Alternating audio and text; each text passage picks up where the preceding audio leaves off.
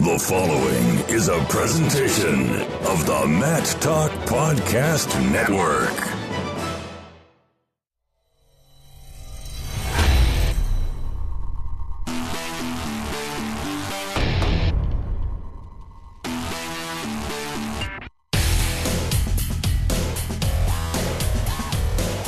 NWCA convention time with Mike Moore of Wrestling Mindset. The Z still prominent in the logo as it was founded by the Zanetti brothers. And Mike, spent some time in Fargo. You guys have been all over the place. Branding is everywhere. You got a podcast. We'll talk about that in a little bit. But first off, thoughts on why is Wrestling Mindset here at the NWCA convention? For sure. So, we're here because we're going to talk about how wrestling is always 90% mental. We hear that all the time, but we train almost 100% physically. So giving coaches an opportunity to, one, learn that there are systems that we've created in place to help them maximize their athletes. So explaining to them a little more about it. Everybody knows that we exist, not necessarily know what we do. So being able to spread that message, number one. Number two, actually providing some mindset training. So for example, my first talk yesterday had to do with 3 steps to pulling the trigger. So good coaches know the ideas, what comes behind pulling the trigger. They understand the process and what to say. But the problem is, and the reason why mindset training is so valuable, there's a gap between what we say, what we teach, what kids know they need to do, and what they actually execute and what happens. So between that gap is what we're able to fill through our process and our system. So by being able to share that to the coaches, they get an understanding and really the hardest part to train in the sport of wrestling.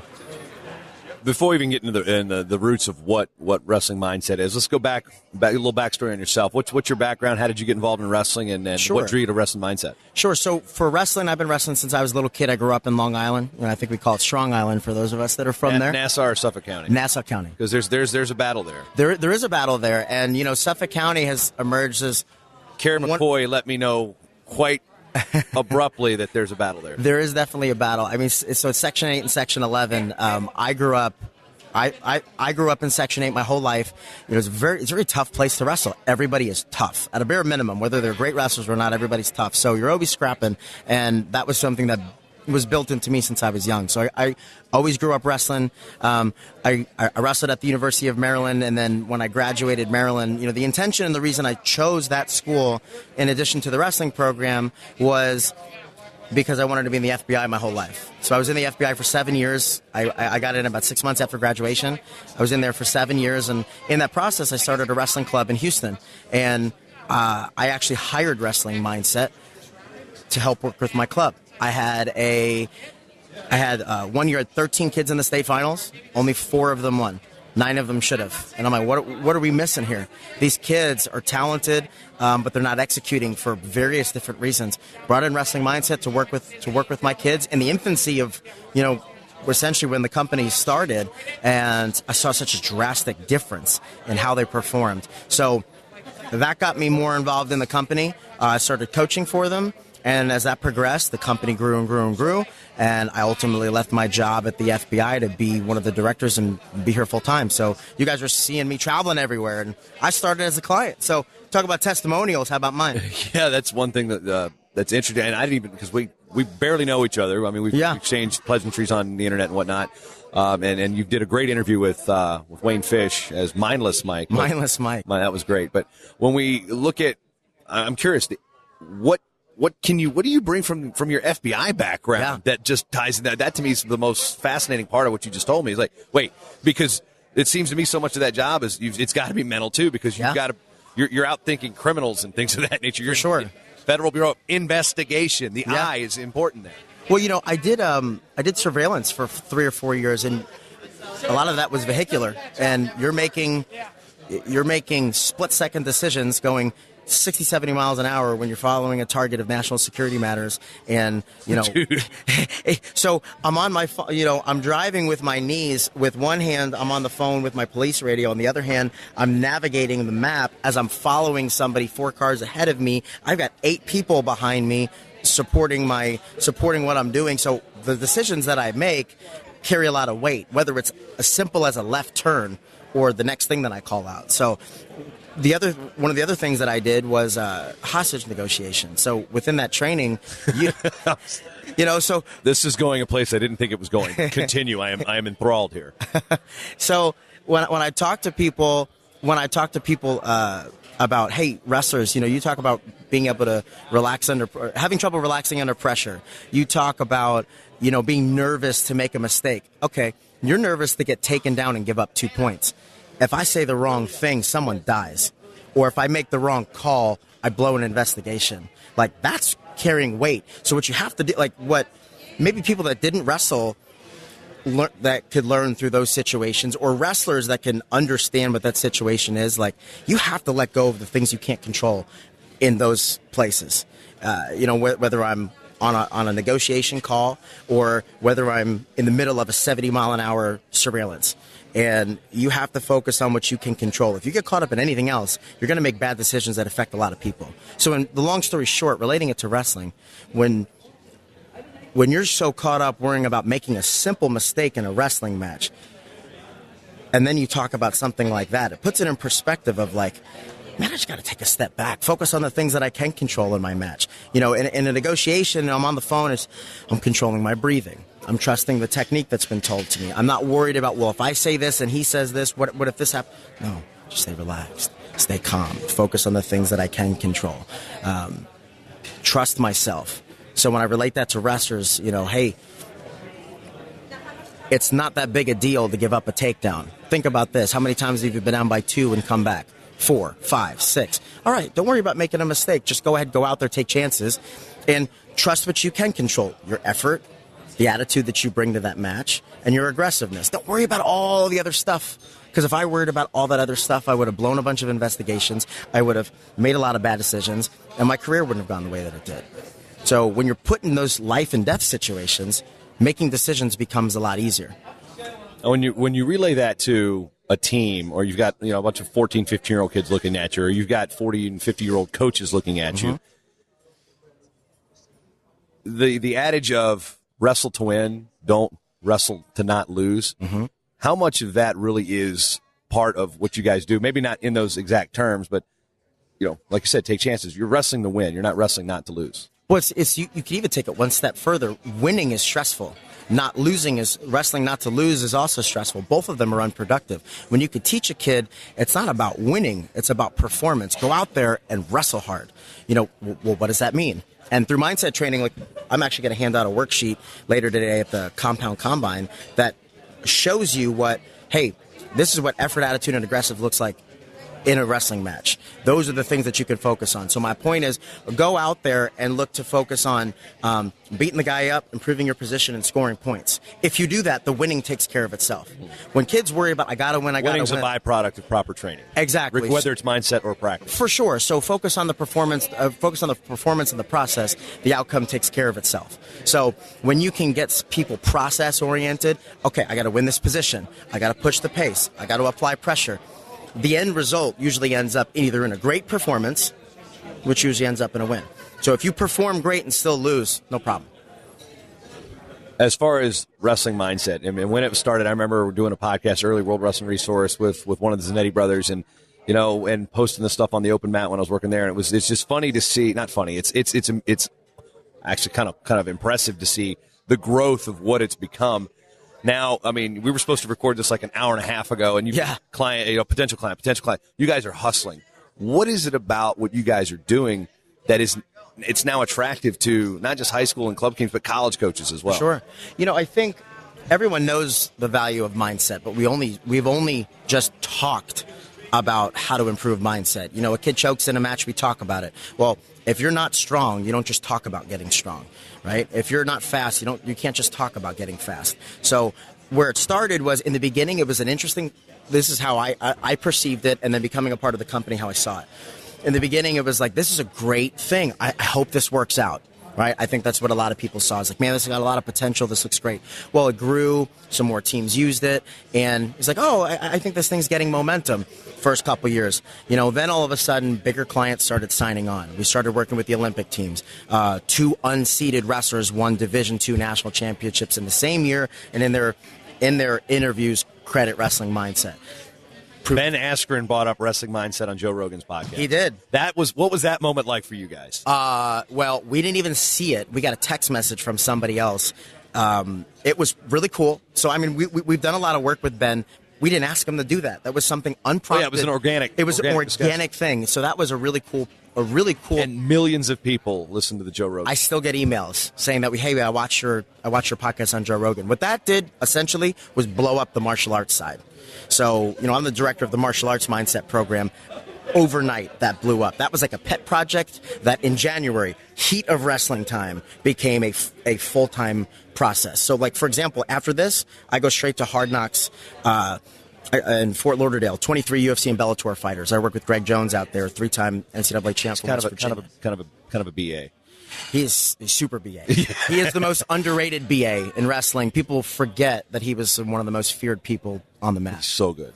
So for Ben to bring that up was a very good indication of, like, all the hard work that Jeff and Gene and all of us that have become involved, like, it's really coming to fruition on a greater level. To finish up answering your question, over the years, I think what was once a great idea, oh, wow, this is getting momentum, at this point, it sells itself. It's a matter of, like, teams know this is something necessary to maximize the potential of their athletes. We work with multiple top 10 teams in the country for high school. They have great coachings. They have tons of coaches on their staff, great wrestlers. But if you want to maximize your kids, I mean, think about it. Most of the times, good kids lose. It's in between their ears. The difference between number 1 and number 2. So the question I have is in terms of playing devil's advocate here. Sure. Or less being an ignoramus on the topic of mindset. Mm-hmm. What makes somebody an expert in mindset training? That's what I want. It's like, so is it something like, you've heard good advice over and over and over again. It takes just a different voice to tell you the same thing. Is a little bit of that. I mean, what makes you guys so good at what you do? Sure. And how are you guys regarded as experts? For sure. So that's a very good way to put it. And what really separated us in the beginning, a lot of this came as the byproduct, as the brainchild from Gene Zanetti. He's got a master's degree in sports psychology, and he's got a master's degree in exercise science. Ivy League, yeah, an Ivy League education, top 20 Division I wrestlers. So all the wrestling experience combined with true practical psychological experience, and then he took all of that thought process and put it on paper, created a curriculum. That is what separates us from everywhere else in the world. It's not just a couple of meatheads in black shirts. No, it is not. No, it is not. Even though we're all fit and look the part. Well, you guys are super fit. Well, we're going to interrupt you for a second. The Suple's booth is right next to us, and Christos and you and everybody else is like, man, I don't. Every time you walk by in there, he's putting you through Bulgarian bag workouts. Shout out to Suple's. I'm a very big believer in what Yvonne has done from the get-go to today. That is the way wrestlers and grapplers should train. We don't wrestle the way that we work out. And what they do over there is really a great concept, similar to mindset training. Like you should train the most important area of wrestling. It's 90% mental, but we train 100% physically. So what Suple's does with physical training, that's train how you move, and that's what they do. Yeah, like he was saying, it's like arm throw, and he's throwing the bag over. I was like, what? Yeah, I get it. Yeah, and it's crazy. I mean, if his English was better, I might have him on the show later. But no, one thing that's also key, and I'm going to get a little meta here with the podcast nerdery, is we mentioned Joe Rogan and how that mention on that podcast blew up. Just the mention. Yeah. Imagine if we were on the show. Yeah. Well, you'd probably have to do some things with Joe Rogan you really don't want to do with mindset training. Yeah. He has a different type of mindset training. Yeah. But another thing is you guys have had a podcast for a long time, and it used to be just the conference calls of Mindset Monday. Now, after this season's NCAA championships, you guys fired it back up with a different mindset, for lack of a better term, different format, more inspirational interviews, short clips. What have you guys seen out of the podcast and the medium of podcasting to really help drive your message? And I mean, you look at the iTunes charts, and you guys have steadily been climbing consistently, and it takes, it's a number. The way those metric works is based on subscribes over 24, 48, and 72 hours. It's a sliding scale. So the fact is that you're still up there means you're getting new subscribers all the time. Sure. I mean, explain what medium has meant for you guys. I think, the podcast, when I had started doing it after the season, it was, we stopped doing it. We stopped essentially releasing the content. February 28th, 2017, was the last show, and then you started up March 22nd of 18. Yes. So a whole year went by. Yeah. Without and actually, I don't even think there was new content back that year ago. I think that we were just putting content that we had previously recorded, and like you said, it was mainly just conference calls. The fruits of that came. We wanted to share, outside of just when I travel and put a telephone in front of somebody's face and ask them a 2-minute question, let's dive into the minds of the current great wrestlers. Guys like Yanni, how did you pull that off? How do you know that you tore something in your knee and still managed to go and beat an NCAA champion, the guy that beat you during the year, and then the number 2, or I guess the number 1 seed in the tournament as a true freshman? How did you pull that off? Kyler Sanderson, why is your family so successful? Why did I talk to you and feel like I walked away a different person? Maybe the pressure being the younger brother. I mean, that type of stuff is what you'd want to know. What you can learn from that, because wrestling is a familial sport. So usually where there's one brother wrestling, there's another brother wrestling. So there's pressure. If you hear Gene talks about it a lot, if study the best, learn from the best. Well, those were some of the best guys, either currently or, long term, like when I interviewed Nick Simmons, Dan Dennis. Like, let's learn from the good and the bad that they've experienced in their lives and wrestling careers. And one, it's interesting. 2, it's informative, and it was something different. And it really picked up. We went as high as 5 on the iTunes charts. Yeah, I'm going to pull this up right now, and I'm going to again. I like to say this a lot. Bad podcast. Now it's a great podcasting. Okay, podcast. I pull up the iTunes on ye old Mac. Let's go to store. And we go to Wrestling Minds. Actually, no, we go to charts in this case. Podcast categories. We go to sports and recreation. You guys in the college and professional, or the professional. Something like that, high school. So you go down to the college and high school listings. And this is where I check them constantly, because this gives you an idea of what people are listening to right now. Right. Because it's not like all time. I peaked as high as number 2 a short time after my Chael Sonnen show years ago.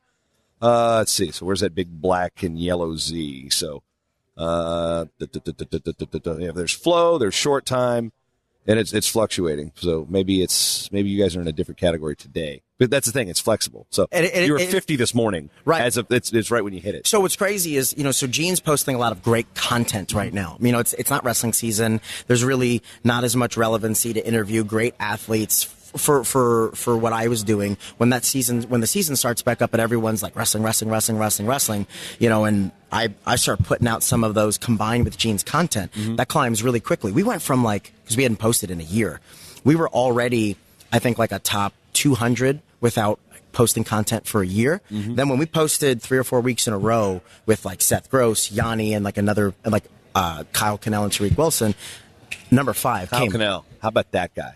Super cool. And my what really motivated me to start the podcast was their stories. You're 48 this morning into the amateur category. I was looking in the wrong category.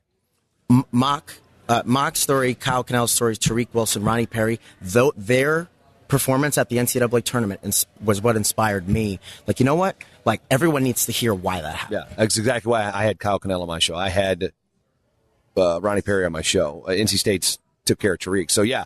Same thing. We're interested in the same stuff. Now, as we look at the convention here, as again, we were supposed to sit down and do this like an hour ago, and then it's name after name after name, person after person after person. So, wrapping up, what's it been like this year? For Wrestling Mindset? Yes, this convention. This convention's been great. So it's the 3rd year that I've been here. It's the 1st year I'm by myself, and it's great to see the growth and where people see the value in the company. The types of people that approach me and us while we're here is very different from 3 years ago. I don't know if you popped in during my presentation, there was maybe 2 empty seats and a bunch of people standing room only. So that was flattering to know that an entire room of people, many of which I look up to as coaches, wanted to hear what I had to say. And I mean, it was packed, and it's such a testament to all the hard work of everyone in the company, everyone believing in what we're doing. And like I said, having a wrestling specific mindset training program, to see it go from 5 years ago where it was great Facebook posts to a completely packed room full of college coaches, to have college teams, national champion coaches. They know wrestling, but they see the value in a systematic approach to train what's between the ears. So like I'm grateful for the opportunities that I've had to work with this company, and it's such a cool ride to see where it's grown from me as a fan 5 years ago to a client, to a coach, and then now to be here speaking. So I'm excited to be here. I'm excited that it's back in Fort Lauderdale next year. Is that what I heard? Yeah, 2nd through 4th. I know. I'll be at a wedding that weekend. I already know about that. Shame. So, yeah, well, it's here. But Mike Moore, we will do a deeper dive on the FBI thing sure. later on Short Time. But appreciate the time, man, and good luck. Thank you, man. Appreciate the time. Thank you.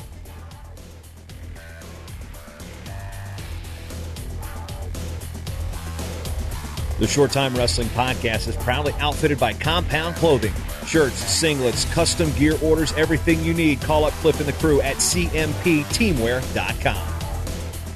First time listening? Well, you can change that by going to matttalkonline.com/getshorttime to subscribe on Apple Podcasts or listen on your favorite podcatcher at matttalkonline.com/listen. This show is part of the Matt Talk Podcast Network. For more wrestling podcasts, head over to matttalkonline.com.